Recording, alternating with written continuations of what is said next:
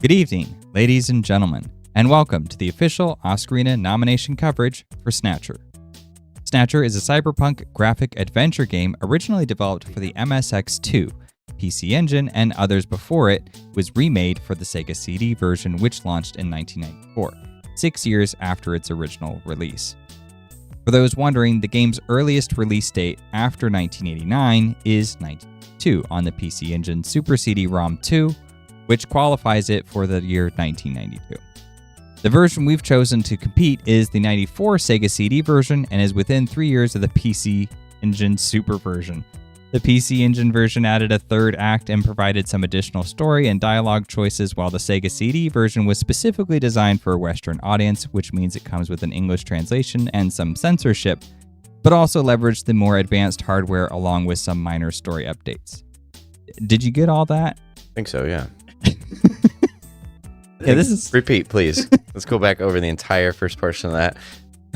This is the most convoluted origin point for this game. So, it just in case I think I said that correctly, but more or less, an old game before 1990. So it didn't have a window to compete, and also this version is very, very different from the original, as I understand it. And I've not gone through all the other versions. I just went through the version that was actually eligible for the Oscarinas. So that's what we're going to be talking about today. So, in Snatcher, you play as Gillian Seed, a special agent tasked with uncovering the Snatcher threat, a series of biomechanical machines that kill and replace their victims. Despite being developed and published by Konami, a Japanese studio, lead writer Hideo Kojima took inspirations from many American films, such as Bladerunner, Terminator, and Invasion of the Body Snatchers. And it'll be no surprise that those are three of my favorite things. So I had to appear for something. My name is Mitchell. I'm going to be your host for the evening. I've got Tyler with me. Tyler, thanks for coming on board. Thanks for having me. That was a very, very long intro for this game. I love all the disclaimers just to make sure that we're okay to talk about this. I know, it's just so much information. So, but we're here now. We made it. We got to the end point. Yeah. Welcome. All right, so here are the nominations for Snatcher. Best Pixel for 1992. Best Art Direction. Best Sound Atmosphere. Best Male Character, Random Hajil. And Best Narrative Composition. Okay, so now we're just kind of open-ended to talk about the game. I did not play this one. It's like a text-based adventure game that's totally not my speed, although I was really fascinated with it. So I watched a full playthrough, and I actually watched it over the Christmas break, and the game takes place during Christmas, so that was a very fitting way to go about it. That's what I recommend. It's really good. I actually, and I'll probably mention this a little bit more later, but this is actually the biggest game for me personally this year. When I did my top 10 for both years, Snatcher I put down for 13 separate awards, so it was a big one for me. It had only landed 5 when it came down to the wire, because there was always like something else that just was a higher priority, and so it was too low on my list. It was like always present, but not enough people were backing it.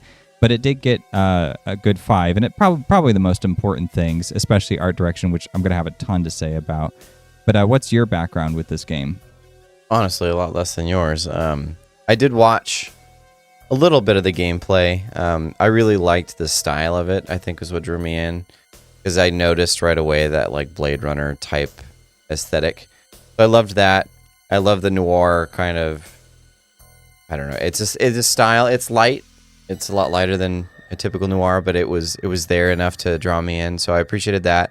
I don't know too much about the story itself, but I do have a question. This Random Hajil. Yeah. Is that his name, or is that what he is?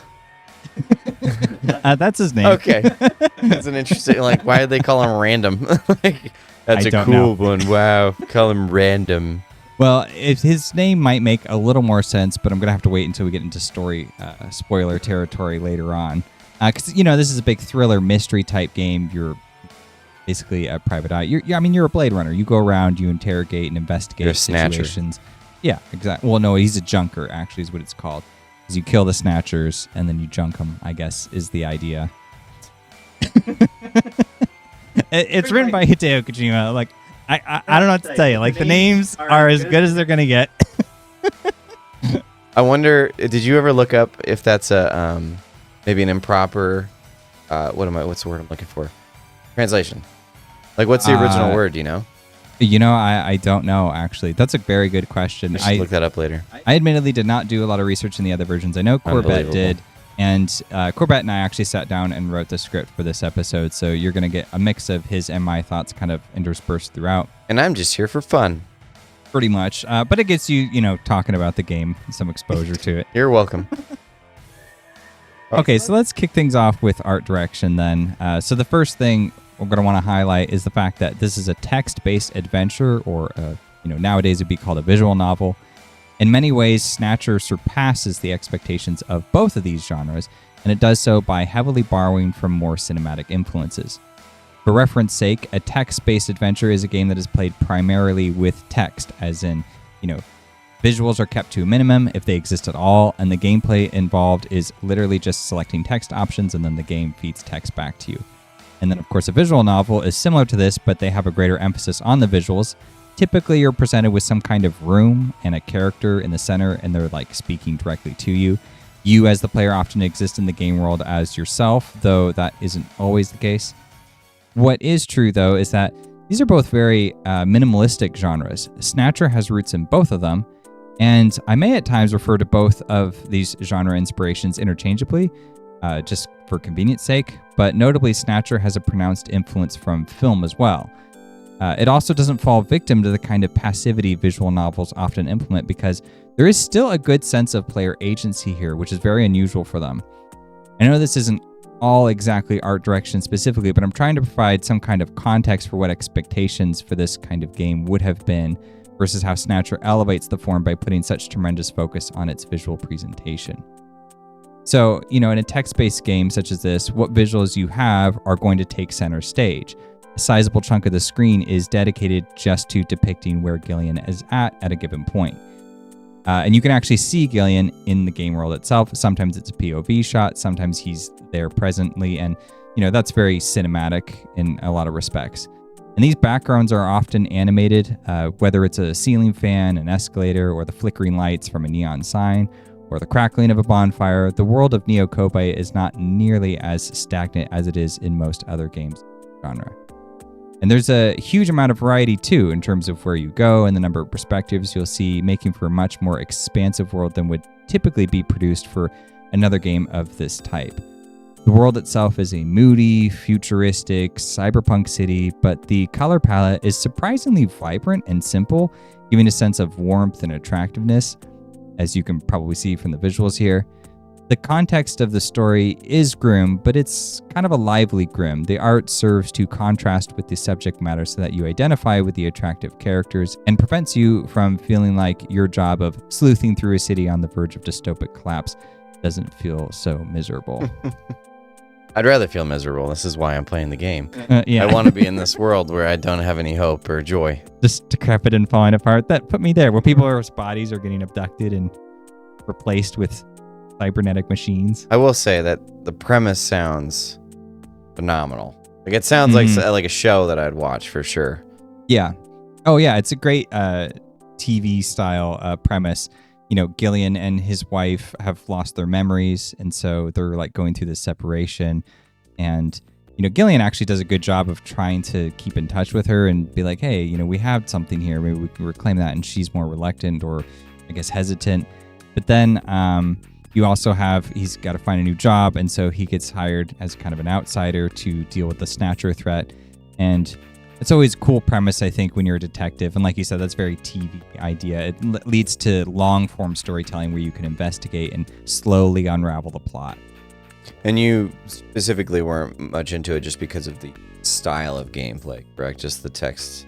So I mostly actually didn't play this one just because I didn't have a convenient way to play it myself. But had it been just a regular, cartridge or something I could set up, I would have just played it myself, honestly, because this is, and that's saying something, because I don't like text-based adventure games. I definitely don't like visual novels. I just find them to be so limiting that it's kind of like, why bother?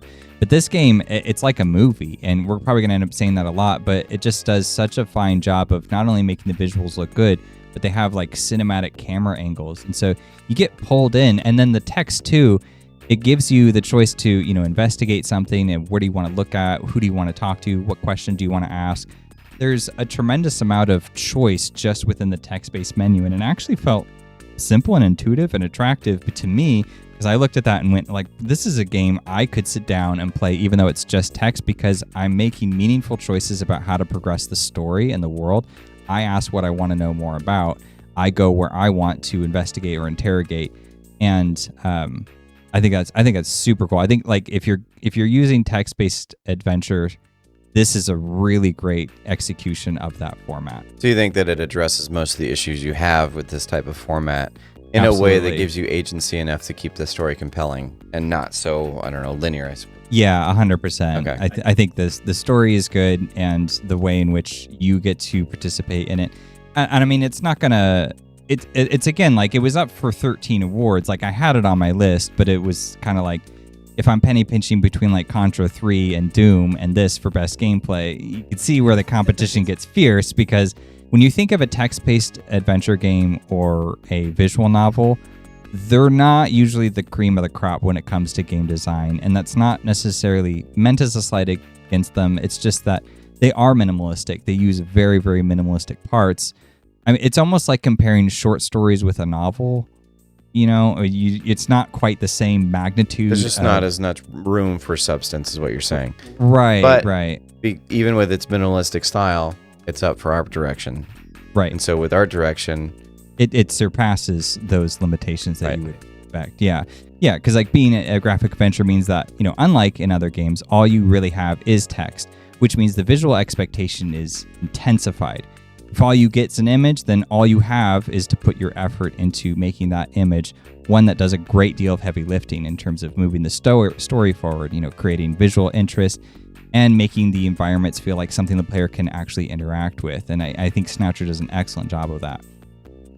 One of the best examples is just to look at the Snatchers themselves.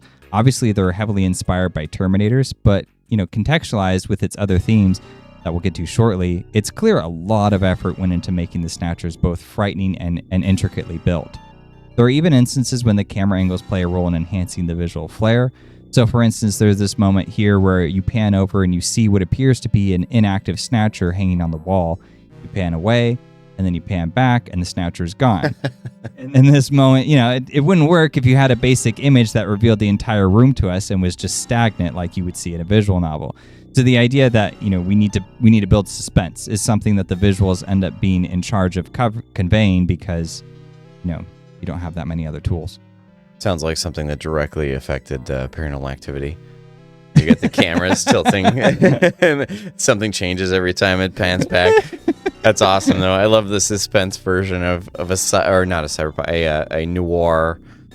I don't know, dystopia. Appropriate, but yeah, noir, it has elements. Yeah. I wouldn't call it cyberpunk, but yeah, the noir, I don't know, dystopian elements of the game.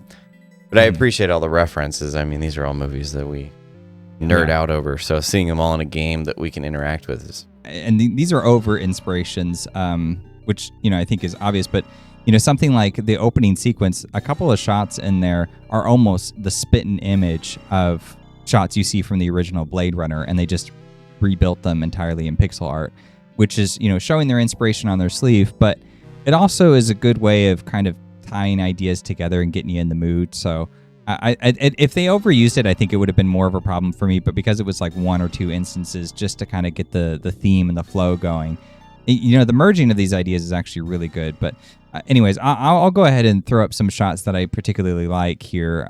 Moments where you're at the threshold of a door, you get a low angle, which adds anticipation and foreboding to what lies beyond. Then there's the part a new character enters the scene. You blast the Snatcher from behind.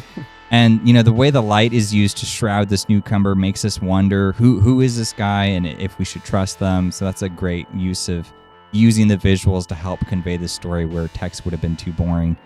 There's also other examples, such as the sequence where the brakes on Gillian's car cease to work. He's like a victim of sabotage, and he has to jump out of the speeding vehicle. This is a really complicated sequence to put together, no matter how you slice it, but to communicate it with largely stationary visuals, it's quite an accomplishment and highlights the extended use of art on display.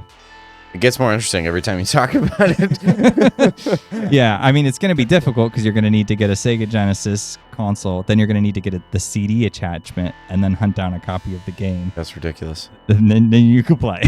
Wonder why the Sega didn't work out. I know, Sorry, right? Sega. Honestly, this is one of the best Sega CD games, like hands down. I'll just have to wait until it comes out on Steam, I'm sure. I'm sure they're going to start integrating once they buy all that They stuff should. up. This one's locked down into, what is that, ownership hell, though. So these principles don't just apply to movie-like equivalences. The game also favors close-ups of crime evidence or computer processing. And for these, you get put in the perspective of Gillian himself or a detective, and you get to make choices about what to examine and what information to piece together. My favorite is probably the instance when you have to create a profile to follow up on a lead. You're given different character traits from a witness description and have to generate a computer image with potential suspects. This reorientation is a masterful blend of the introspective gameplay experience that would make a movie too slow and boring, but also room to see action sequences play out to break up the monotony and move the narrative forward. So it's a really good use of actually doing something that a game can do well. You get to sit for a little bit, do your detective work, and get to a conclusion. You get to take a moment out of this main story and all the action and excitement that's happening. You slow the pace, and then you get to build something, and you get those art assets to help you. If it was just described in text, like, be checked at the door. Well, you have room to do that. Plus, it has to pad out the game a little bit, right? So it can't be, I don't know, it can't be designed the same way as an actual book or a film. Yeah. So in that way, I mean, it makes it more interesting. But it's the only format that it would work in. Mm-hmm. Actually, the padding is a good point because I think one of our points on the newest Batman film is that the length is justified because it's a mystery, you know, and anytime you have a mystery, I feel like you need more length. Not to say that you have to drag it out, but you know, if you see a horror movie or a mystery movie playing and it's only an hour and a half, it's probably not very good. Because I mean, how can you set up enough to get the player in a position, or I mean the viewer in a position to guess and make predictions about what could happen? You just can't have enough twist and turns in such a short amount of time, right? Right. So the character designs are very big and in your face. You won't see characters in a way that displays them in some pixelated version that compromises on how they should appear.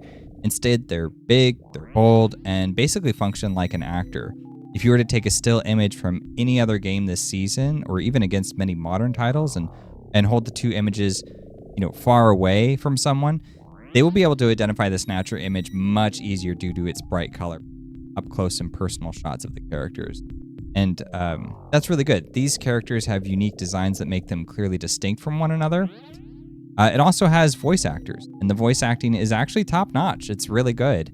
But really my point here is that having strong visual distinction means that each character you encounter is unforgettable. They may not come across as being very nuanced, but since you can't freely move the camera around, you're forced to see them in specifically scripted ways. This then necessitates some thought on how to visually set up each shot.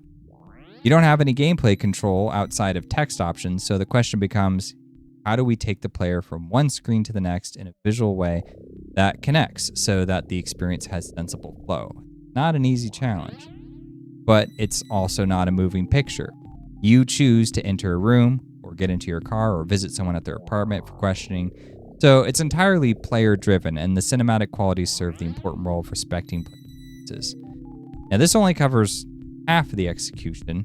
The characters also have comic book style portraits with animated blinking and moving mouths when they're talking. This matters because the characters actually react appropriately to what's going on in a given scene. Obviously, this sounds like it should go without saying, right? Like, oh, shouldn't the characters always react to what's happening around them? But the number of games I sampled this season that have one or maybe two character portraits for a script that requires at least half a dozen different emotional responses, you could see where Snatcher is a standout here. Like my favorite one was probably Lunar the Silver Star, where characters like gleefully smiling, they're like, "Oh no, he's being murdered." It's like, what is happening? That's my reaction typically when I'm seeing something like that. But they tell me I have issues, so there's that. I don't know, that had to be especially difficult. So that's a lot of work to animate multiple expressions, especially within a single given. Like, I guess Once you've animated an expression, you've animated an expression. But still, having multiple ones. You can reuse it, but yeah, you do need a good, I don't know, for a multitude of characters, just so that way they are helping express, carry the narrative along tonally. Wow. I mean, really put in the work for this one, I guess. Yeah. So the visual design is clearly inspired by Bladerunner, which is obviously what has attracted us so much to, and many other sci-fi films from the 1980s in terms of buildings, cars, and structural designs. Then you get a clash with the upbeat character designs, and finally the horrific violence that's like a bout of whiplash. I actually really like the introduction to this game, in that you start checking with the Junker headquarters and getting your mission and equipment. In the first place you investigate, you find a murder victim, naturally. The Junker for which you are going to collaborate with. This is really good because it raises the stakes of the story, but it also shows pretty violent images of decapitation. So now you know that this is a story with some bite. And finally, the art direction works in 2 genre levels. It works because the game is text-based, so having beautifully painted images elevates the genre into something greater than itself, but it also works aesthetically because it's a detective thriller with horror, drama, and humor elements in what is an otherwise bleak world. So finding a style that can shift into various multiplicities, on the fly is important.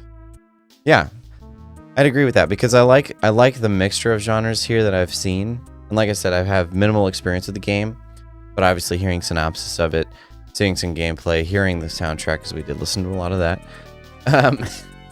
Which it was snubbed out of, I'll have you all know. Unfortunately. It is not my fault. It's very charming, I will say. It's very charming. But it has a really great, I would almost say perfect mix of all these things. Because they're all things that would feel natural once you put them all together, but they're not something that you would put together naturally, I guess. Excuse me, but the way they structure it, it seems, I don't know, it flows really well. Yeah, it definitely does. It's, honestly, it's super smooth. Just putting on this game. I know its nomination count is only 5, but it's really competent in everything. It's just like the whole comprehensive picture comes. All right, let's restart the season. Let's give it more nominations.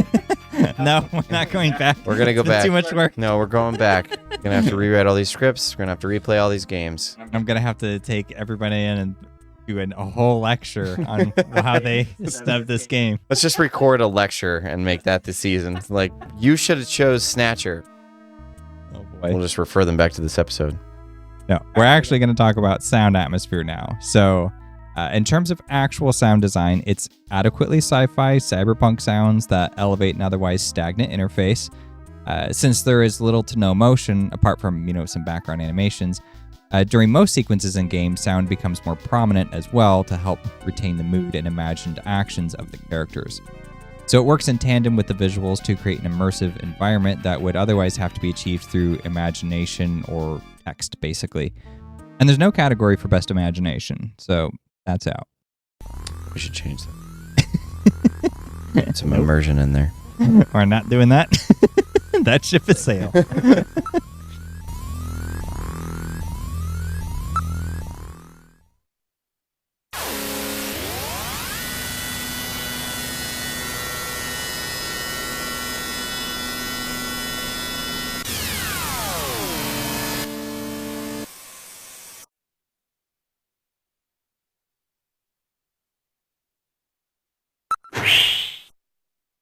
Some other things about the sound.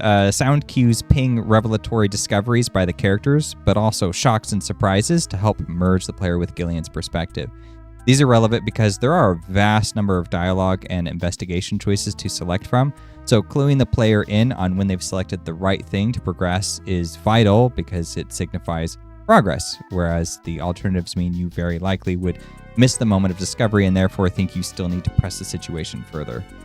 Snatcher's sound mixing is seamless, which is an achievement considering it's the only Sega CD game I've seen to reach this bar, which I discussed that earlier. Okay, so I'm going to pause that real quick. Yeah. As innovative as that all sounds, it doesn't age well. Because, I mean, look at that. Like, when I said I was interested in playing and you told me the mountain that I have to climb just to play this game, it doesn't age very well. Like I said, innovative, but unfortunately it's inaccessible, especially when you have a history like Sega's. But I mean, But that's not the game's fault. But it is a mountain that I have to climb. And that's the unfortunate thing is it seems so less accessible now to play. Okay, yeah. The experience for myself, just because, like, right. Where am I going to find, like, the amount of money that I had to pay for a Sega Genesis by itself, let alone all the attachments that come with it, and then the game.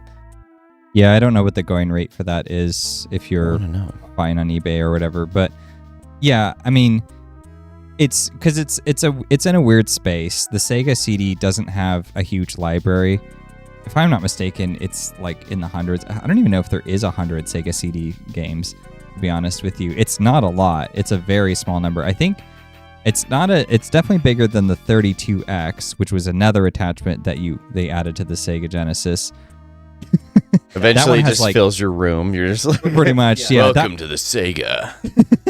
Yeah, that one has like, I think it's like 13 games or something like that, and that's it. Okay. Because it was super difficult to design for. And like, who had a 32X? It was this super expensive attachment. If you did, reach out to Oscarinas and ship it over. But, you know, I think it's noteworthy that it accomplished this because I went through Lunar the Silver Star. I went through that entire game. I went through Sonic CD. I went through a bunch of different, there was like some Wizard one, and then there was a strategy game. And all of them had this issue where the music is basically, it's pulling the music from the CD, right? And so what it does is it plays the track, and then when the track runs out, there's this pause. And it lasts for a good like 3 seconds before the track starts back up into its loop again. And Snatcher is the only game I experienced that did not have this problem. So I don't know what the difference is. I don't know if they just harnessed the tech better or if they just simply masked it through the use of transition different sequences together or what.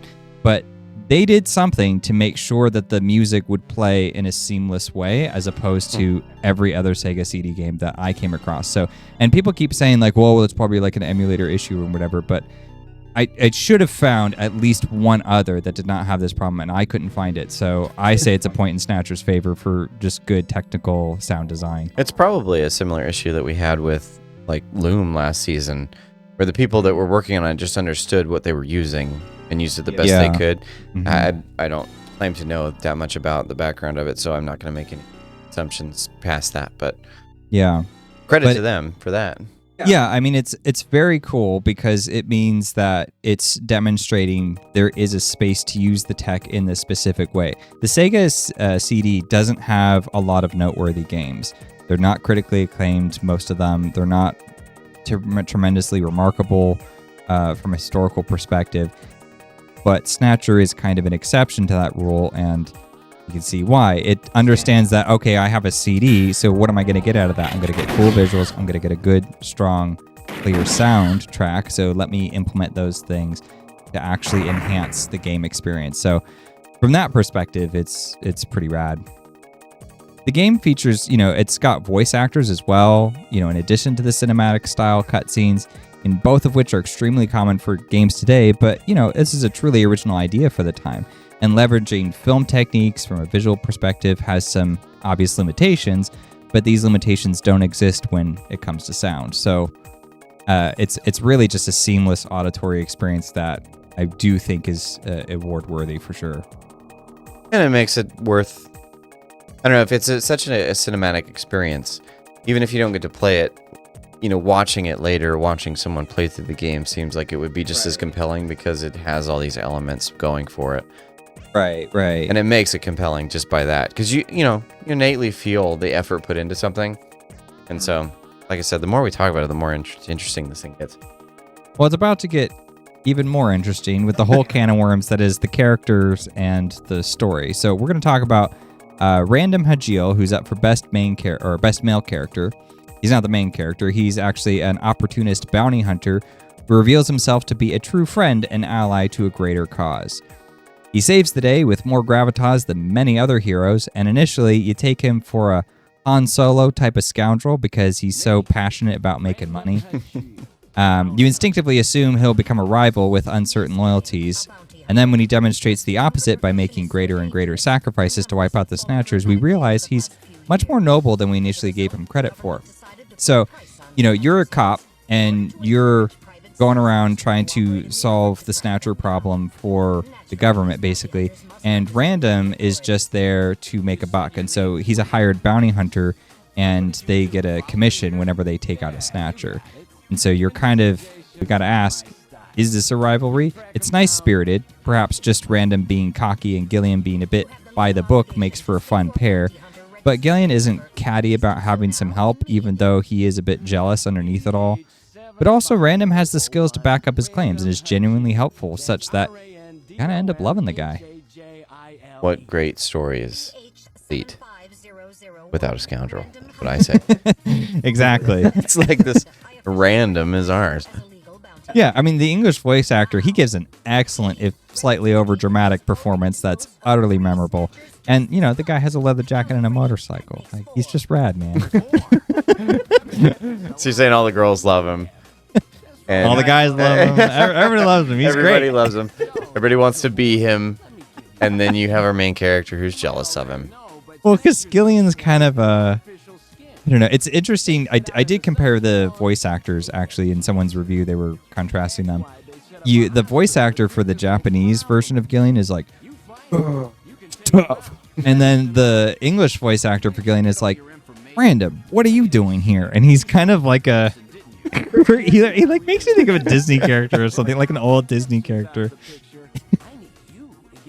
So it's just kind of this contrast of feels, because it's so serious. Like, the guy you're supposed to meet up with has his head decapitated, and you see it. You see everything. Oh.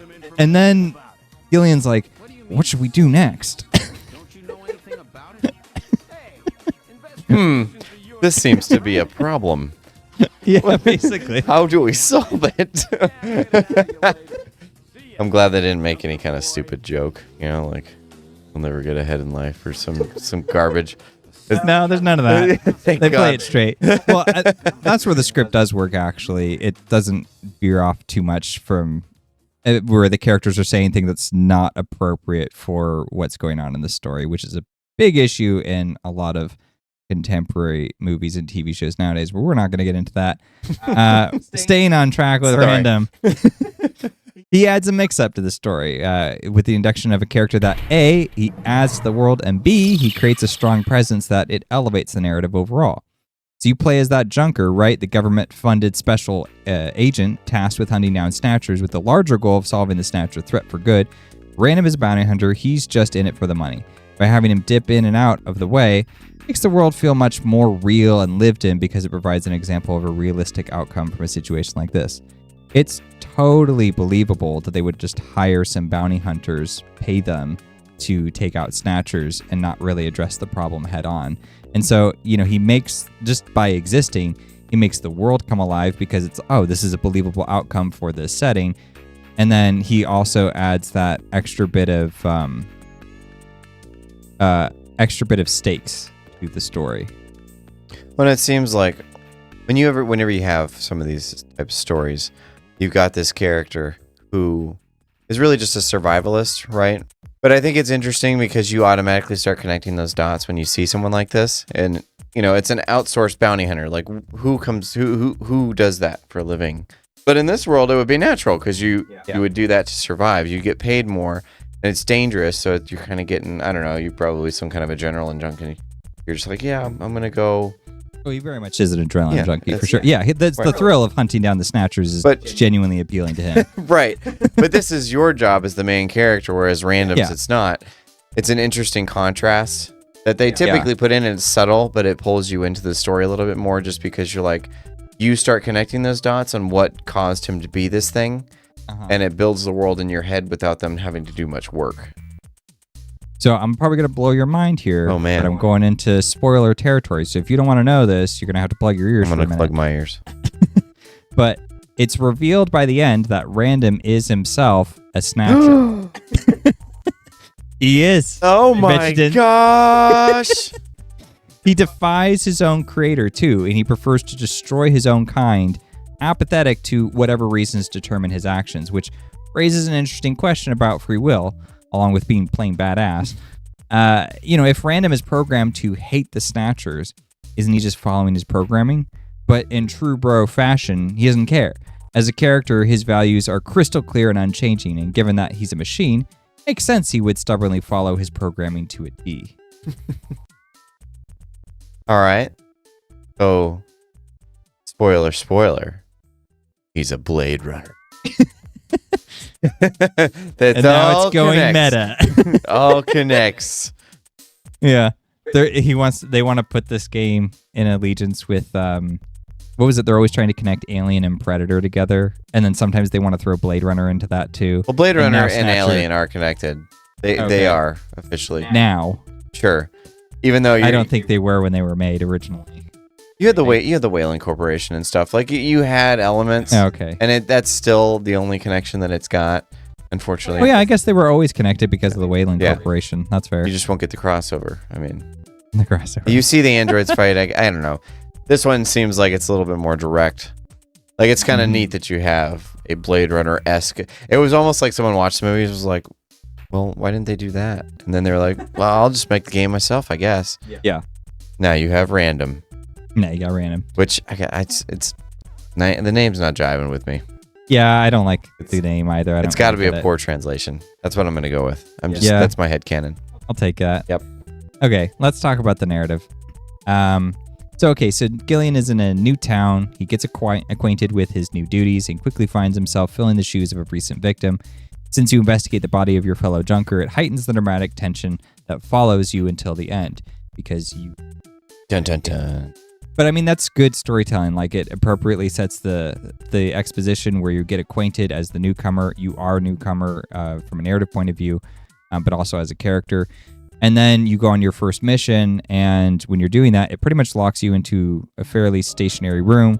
You got the murder victim. You got a little bit of leads to pick up on, get some information. And because the guy that you were supposed to collaborate with is dead, raises stakes because now you don't have a teammate that you thought you were going to get. But then also it kind of sets the tone that you are a target and the Snatchers are after you. And so that's a good way to make sure that there's always a source of tension throughout the story. Right. Well, and then you have this other one where Gillian and his wife, I guess they're going through a divorce or something or separation, and they have amnesia or whatever that you mentioned earlier. Yeah. So they're trying to work that out, right? At the same time, Gillian is taking up a job as a junker, a detective to hunt down Snatchers and to address the problem at large. He's aided by his robot companion, Metal Gear. Love that. Generally cheery robot who's a bit too good for their own sake. Then, of course, you have everyone at headquarters to back you up. The no-nonsense police chief, sexy assistant and guide, and Harry, the brains behind the brawn. Build you guns, Metal Gear, and other tech to assist you on your journey. Naturally, if you're playing this character, you gotta have the gadgets, right? Yeah, you gotta get the. You gotta be your James Bond. You gotta have Bond. the disgruntled police chief. You gotta have the sexy assistant. Exactly, and he's got like the mustache and everything. And the assistant's like, "Oh, hello, Gillian. You're Mr. Seed. Yeah, she doesn't call you by your first name. Mr. Seed. Yeah. So, you got all the basics there that you'd want to make for a cool team. Plus a well-structured plot. Mm-hmm. Can't be fourth wall breaks, good variety of characters. Yep. Kojima, yep. Kojima-isms. And they're done with restraint rather than self-aggrandizement. They are, actually. That's one of my points, because... doesn't seem to be his typical MO. Yeah, not usually. I mean, I'm not going to get into the whole Kojima sphere, but... you take one. I think for me, Death Stranding is the one where he definitely went too far, where it's just these tonal clashes that just punch you in the nose, and you can't look away. You're like, I can't interpret that in any other way than it's just a complete clash with everything else that's going on here.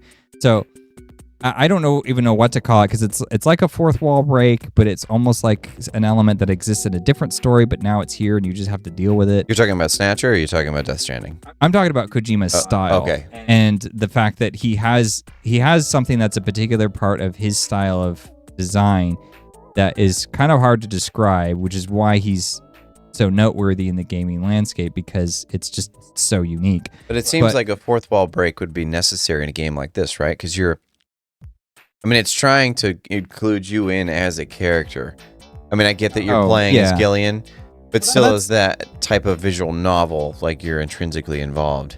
Yeah, I see where you're going with that. I would consider that more like a shift from first and third person throughout the story. Sure. And I think that works really well. Fourth wall break I'm talking about is in a situation that doesn't actually exist. So, for example, there's this scene in Snatcher where you go to a club and you're there's like a stripper dancing or whatever, and then there's the patrons. And when you look at the patrons, they are all Konami characters. And you got like the Contra guys there, and then you have a conversation with Metal Gear, and Gillian's like, "Hey, aren't those the guys from Contra?" And he's like, "Yeah, that's them hanging out." And apparently, they were actually originally characters from, like I think the Xenomorph was there, and Ellen Ripley, and characters from, and like Schwarzenegger was there as like the Predator guy, whatever his name was, and that.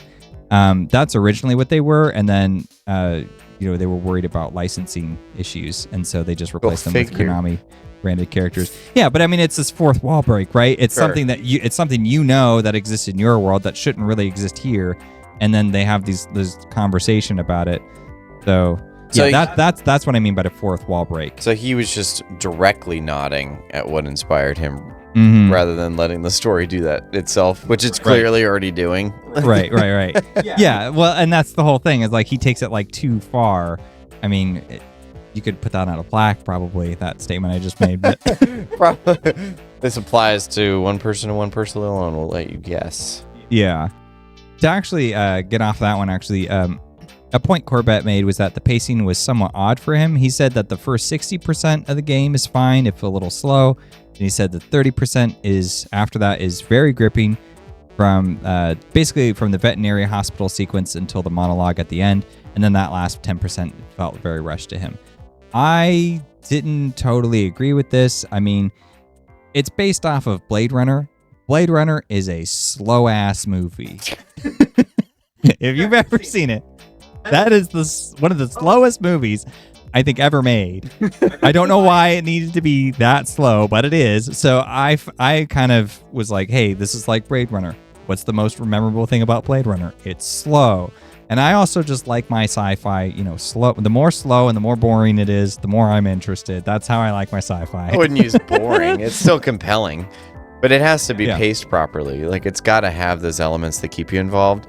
Yeah. Like, Blade Runner's problem is that it spends 10 minutes just flying, and you're like, yeah, it does. All right, I get he has a flying car and there's some super cool visuals, but like, yeah, just please get there, please just land. I am so done watching you fly this stupid car. Yeah, enhance. How much further do you think I can enhance? I don't know. Let's do all of them. So, yeah, I mean, pacing can be one thing. You and I have similar tastes when it comes to pacing. The slower, the better. But only at a certain point. Like, when you're letting something marinate, at some point you got to take it out, otherwise it's going to get dry. Yeah. So yeah. It's... I don't mean a Snatcher is boring in the sense that it's not interesting. I just mean it takes its sweet time. Well, I think you said that in reference to Blade Runner, to be fair. But I mean... Yeah, same thing. I don't think either one of... Well, Blade Runner 2049 is an example of a very slow film that does not get dry. Right. Because that one's much better at keeping your attention. Right, because it recognizes where to jump off and where to jump in. Mm-hmm. Yeah, and I think Blade Runner, with the amount of mixture that it has within its genres, understands where those strengths are and where they're not. And Kojima, for all of his faults, seems to be someone who... I mean, he's clearly, a brilliant artist in many ways. Yeah, I mean, he knows story structure really well, Right. and he knows like what makes a good cast of characters to make sure that the world feels alive and believable. He gives characters unique traits to make sure that they stand out from one another. And like this is like a really good example of him, I feel like, kind of at his game of writing well. Yeah, there's a few fourth wall breaks, a few Kojima-isms, but it's not a whole lot.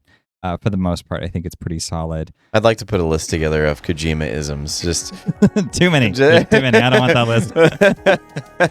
One other thing, actually, I'm just going to throw in about Blade Runner, just because it's a funny thing I like to mention, is that when I saw that movie the first time, someone gets murdered in it, and it's like the Wayland guy or someone. So it's someone really important in like the world of the movie.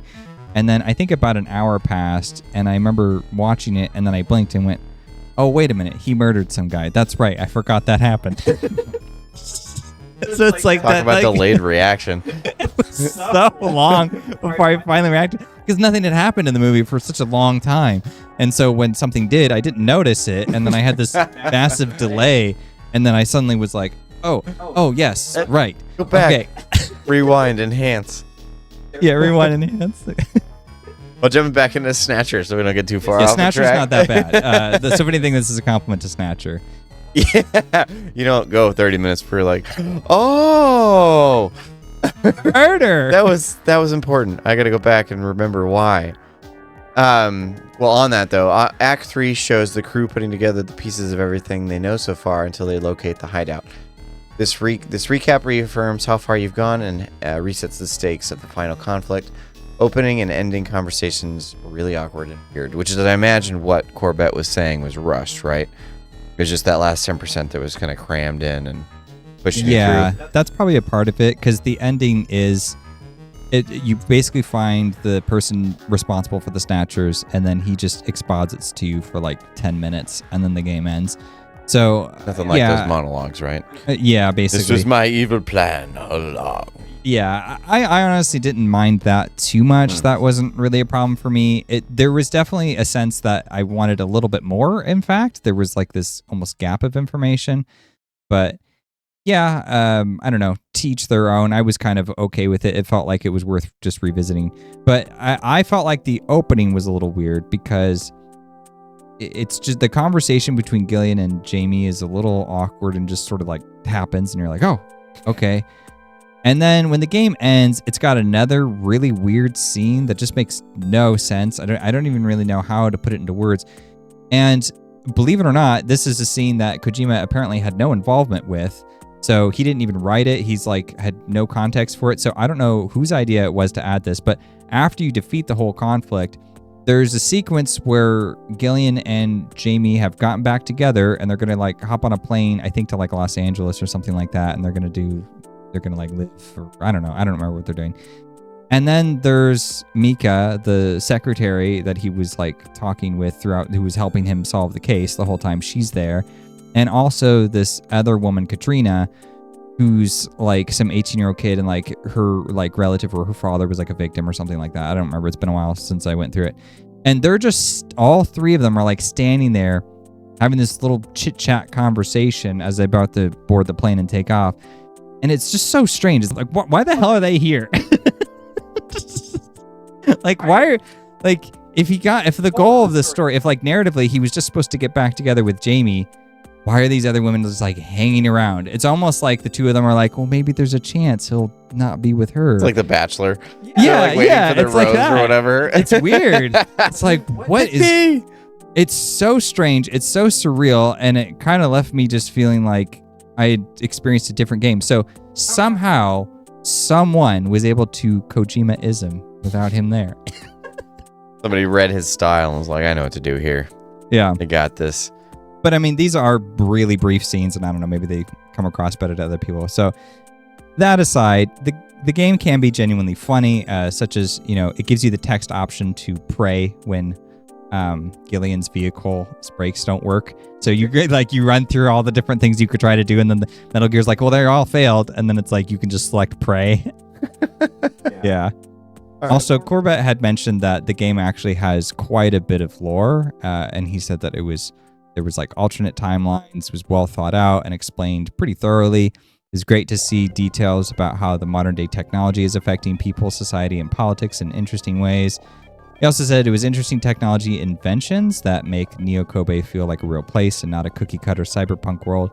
And the lore from the computer is optional, so you don't have to spend time with it if you don't want to. So basically, if you hop onto the computer in the Junker headquarters, you can read up on the expansive world building that they did, which is a really nice touch. The playthrough I watched didn't go through that, and Corbett didn't elaborate further on what exactly the lore entailed, but it's nice knowing that there is so much effort put into their games, and that's actually another hallmark of Kojima, is that he really does spend a lot of time to flesh out the world, which is not something a lot of writers do for games. I mean, even nowadays, writers can really drop the ball on that, and games, they need a big world, even if you're doing something small, because it reinforces so many things that you as a player are going to interact with. When you build a world for a novel, a lot of things are going to become important, but there's going to be a number of stuff, especially tech related, that you probably won't need unless you're doing like a hard sci-fi, right?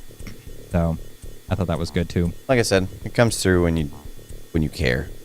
You can tell just by what shows up in the game, because things feel more natural, things connect more naturally, and it doesn't leave such jarring gaps when it's not well thought out. So all in all, it's an interesting riff on Terminator, Bladerunner, and Invasion of the Body Snatchers that still manages to comment on the nature of the human condition. One scene shows plainly how one man can be so blinded by lust, ambition, and jealousy, while a machine based on a human that can portray his machine race in an attempt to preserve his own dignity. If the machine copy of yourself is better than you are, well, what's that really saying about A, how far the humans can fall short of expectation, but also the credit of success a human can truly achieve to make a machine of such diverse comprehension. The infiltration of foreigners is somehow important for Body Snatchers. So is this a question that we had with game? Kind of, yeah. So basically, in terms of the theme, so Invasion of the Body Snatchers is a story that, regardless of Jack Finney's intent with writing the novel, when it comes to the Body Snatcher films, there is very much a through narrative about it being a comment on threats to civilization and humanity as a whole. And so the original 50s Invasion of the Body Snatchers does very much feel like a fear of communism represented, right? Because that was a big concern at the time. And then when you slingshot forward to the 70s, that version of the Body Snatchers also feels like it's referencing specifically fears about the falling apart of the family unit. And that was like the sexual revolution as well. And so there was this huge shift in American culture, and there's like specific sequences and details about characters that come about in that story that aren't in the original or the book, as far as I know. There is this push for all the Body Snatcher films to find something, because that is really the premise of Body Snatchers. It's not just about aliens, it's about this like a fear that completely takes over an entire society. So knowing that it's based off of that, I tried to kind of piece together what is Snatcher trying to say. And the only thing I could think of was that the infiltration of foreigners is somehow like important, and I don't really know how, but there is like, there's a character who's like extremely jealous of a foreigner, and that becomes like a major problem in his life, and it starts this whole situation from happening in the first place, or it creates the monsters basically. And so, yeah, I didn't know like quite what was being said with that. I don't know if even the intent was clear on the part of the writers. Maybe it is, and I'm just not seeing it. But someone who's a Snatcher expert, I think, should take that lens and go through the game and see if they can piece it together, because I do feel its presence in the story. I just wasn't able to get a beat on exactly why it was being brought up, or like what the specific comment was. It essentially was nothing, considering it's just pulling on inspiration. And so pulling inspiration, when it goes far enough, it tends to lose the original meaning that inspired that first thing in the first place. So, I mean, likely there's not enough there to pull, but who knows? I mean, maybe he had something to say, but... I mean, if he did, he probably kept that close to his chest. I get the sense the more Kojima games I go through that is his style, is that he's not too interested in propagating a kind of message, like a grander or theme of the whole project, right? Maybe like intermittently there's a message of something that he wants to get across, but when you put the whole package together, you get kind of a weird mix of different tones and perspectives, so it becomes very difficult to get a cohesive lens. Speaking of, we probably need to address kind of the elephant in the room if you've played the game, and it's that Gillian he's pretty horny. He's a horny guy, and it comes up in places that don't actually really help the narrative. And while the game tries to make him come across as a lovable scant, he kind of just isn't. And this is kind of worse because, he's a cop. And so the reprehension doesn't quite equal the magnitude of his infractions. But also, like, here's the weird thing about it is that, like, you don't have to do any of them. They're all entirely optional. And so it puts him in a very weird place. So, like, the biggest example I'm thinking of is that when you go and talk to Isabella, the stripper, she has some important information to give you. But after you get that, you can ask her for her number. And I mean, that makes sense because from the perspective of a cop, like I might be like if I was in Gillian's perspective, I would have been like, hey, could I have your number? Could I call you again in case I need more information? But instead, Gillian is just asking for her number and he doesn't provide that context. And so you don't really know why. And then she says no. And if you just keep selecting that option over and over and over and you just ask her and ask her and ask her, eventually she'll give you her number. And it's kind of like, this is a really scummy thing to do. And there's not a consequence for it. In the playthrough I watched, he never called her. So I don't know why he bothered to do that. That was a weird decision. But yeah, it's just strange. But again, like you don't have to as a player. So I guess you could make Gillian as horny or not horny as it suits your leisure. Take that from that what you will.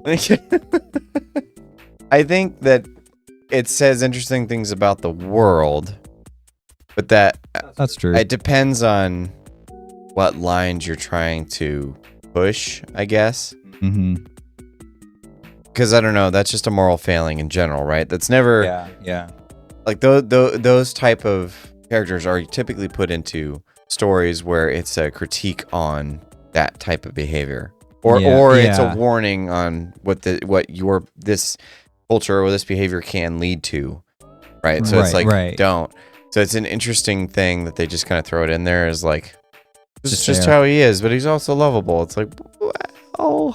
And it's weird when you compare him, like that example you bring up is actually relevant this season because Gabriel Knight is up this year and he's up for best character and he is a total womanizer, but the tone definitely does feel different. And I hate to like use that because there should be more quantifiable measurements for this kind of stuff. But sometimes, you know, when you're trying to put together a point, you're sort of like, okay, well, this is kind of where I landed on it. Where did you land on it? What evidence do we have? And you kind of, everything becomes a battleground of just weighing different bits of information. So going back to a previous point, you have all these women that are kind of there with him at the end. And it's like reminding you that he's had all of them in some way or another during the game. It's like a weird suggestion. Right. And I'm like, I don't know what to do with this because it's not relevant to the story I've been told. Well, but you've hinted at like this, but just in like the most like passive, non-intrusive. I mean, you could miss it entirely. Imagine if you just never did any of these decisions as Gillian and you just played it like a straight cop. And then you get to the end and there's these women hanging around you and you're like, what is this scene? Like, where did this come from? Because I don't think that one's avoidable. I think that just happens.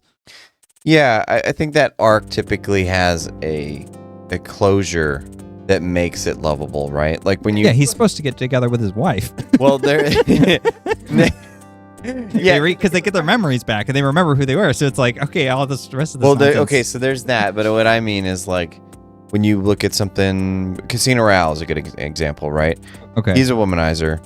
Yeah. And he does it purposely, not only just for the job, but also for pleasure, right? He makes his business a pleasure. But the end of it is him falling in love with a single woman. Okay. He kind of follows this arc into realizing that was bad behavior and he devotes himself to someone. And then he gets his heart broken, and then you know, it's kind of this like he lands where he started, but also he has this experience that changes his mind.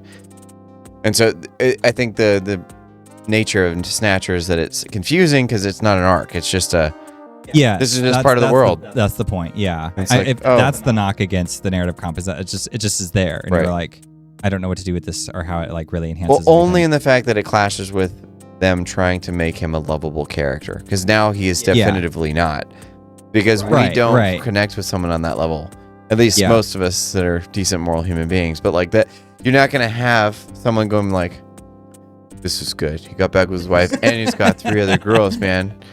Like, all right, well, how about we pick one?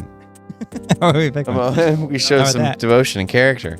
Yeah, so it's a weird subject matter. I don't want to harp on it too much. I will say though that, you know, this is getting into the realm of ethics, which is a subject that I do think is relevant for the arts, but there's definitely differing opinions about whether or not art is required to be ethical or if art is maybe just inherently ethical. And it's a conversation I think I want to ask everybody in the Oscarinas at some point, maybe sit down and just bring it into the room and kind of air our thoughts, because it would be interesting to kind of get everyone's take. Okay, so I'll push back a little bit on that one, just because some of this... You don't want to have a conversation? Yeah, I do, absolutely, yeah.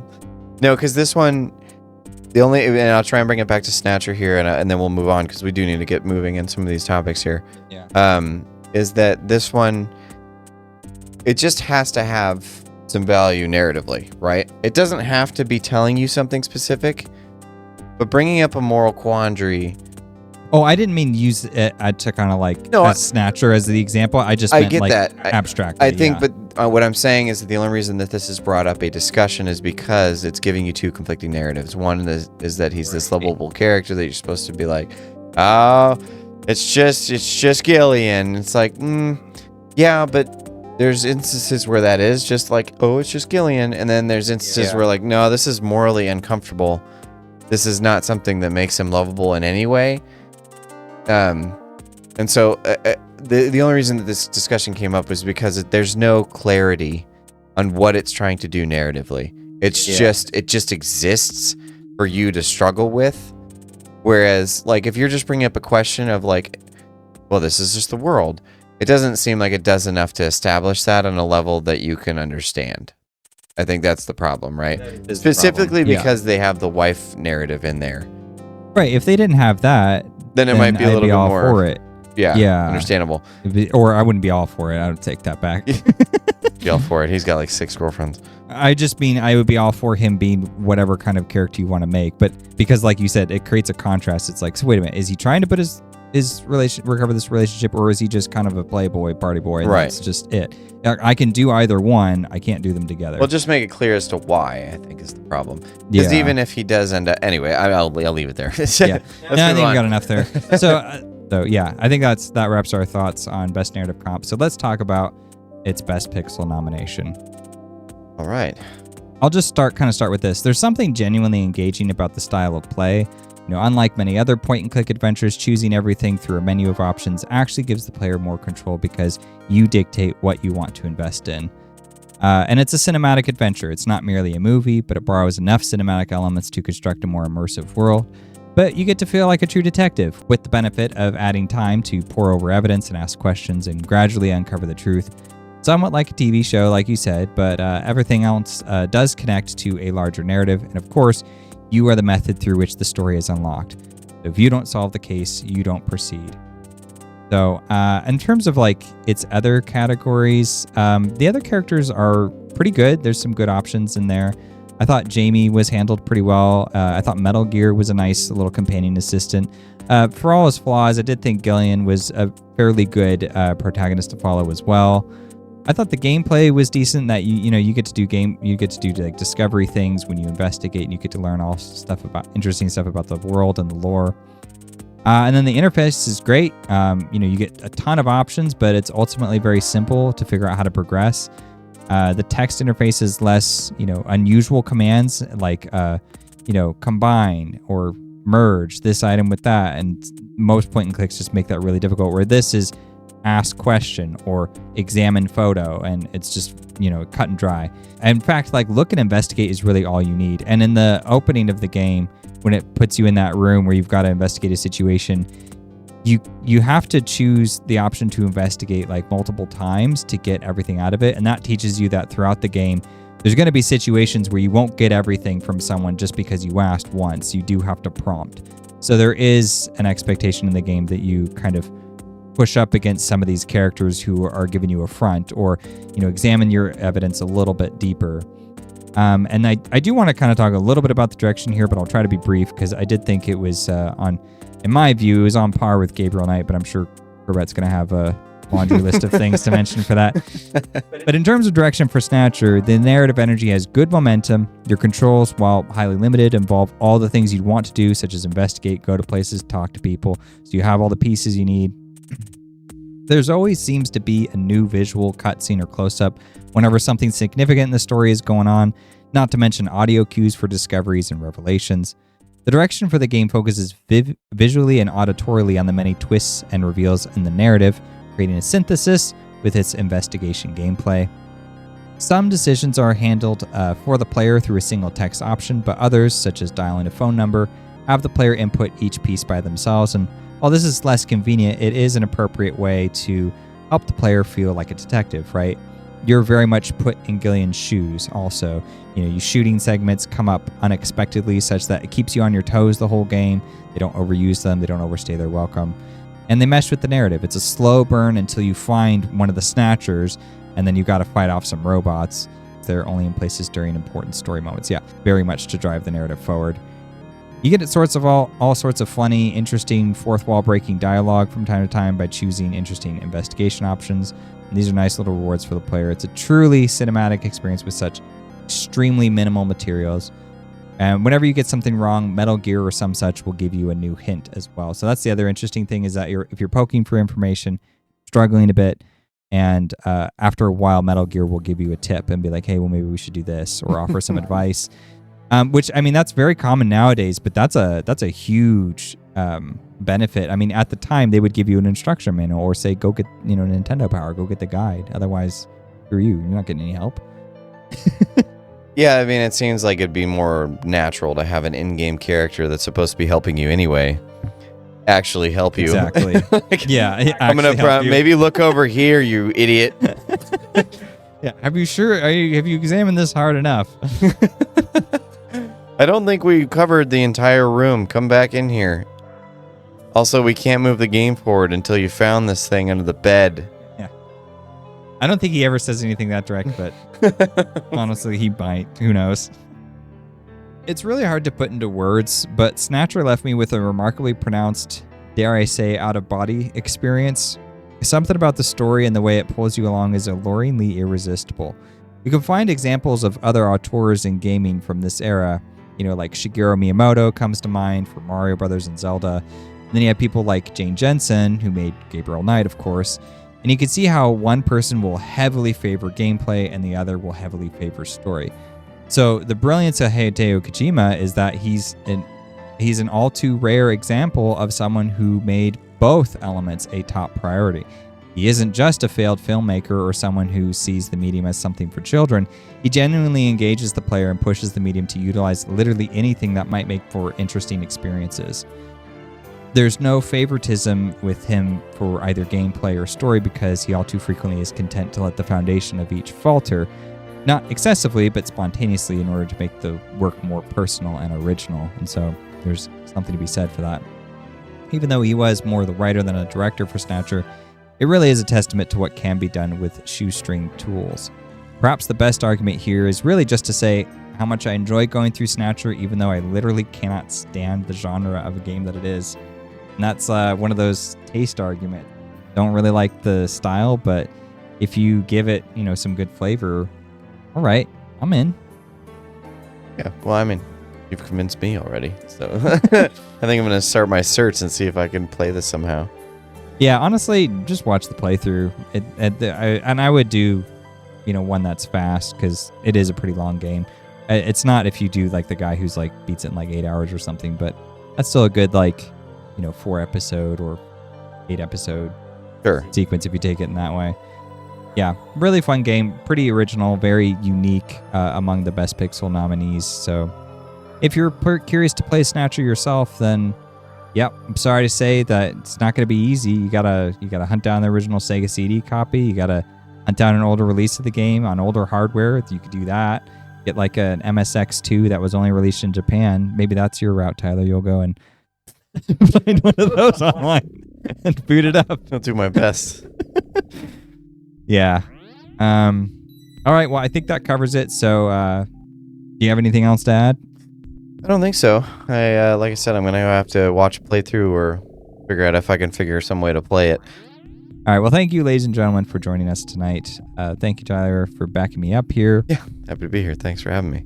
And Snatcher's up for Best Pixel this year, and if it wins Best Pixel, it will commemorate text and novel-based game design through the unique merging of interactive and cinematic inspiration. Wow.